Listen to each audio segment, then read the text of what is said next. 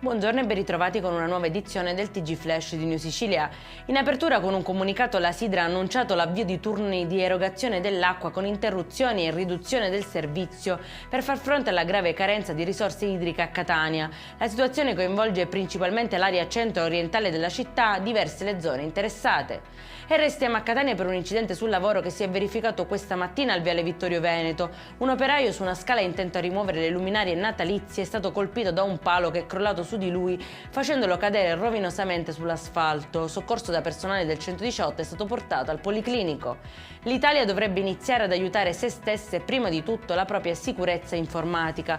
Questo è uno dei passaggi finali della rivendicazione del gruppo di hacker filorussi, protagonista di una nuova ondata di attacchi. A essere colpiti i siti di alcuni ministeri e istituzioni italiane, oltre a quelli di svariate aziende di trasporto pubblico. Tra queste c'è anche l'AMAT di Palermo. Appiccati incendi a diversi cassonetti ricolmi di spazzatura a Palermo. Sul posto i vigili del fuoco che sono stati accolti da un fitto lancio di pietre. Per completare l'intervento infatti è stato necessario l'intervento dei carabinieri che ha scortato la squadra antincendio.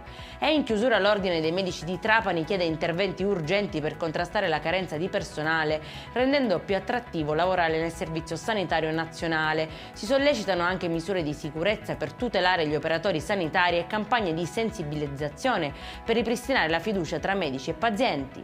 Per questa edizione è tutto, prossimo appuntamento alle 19:30. Buona serata!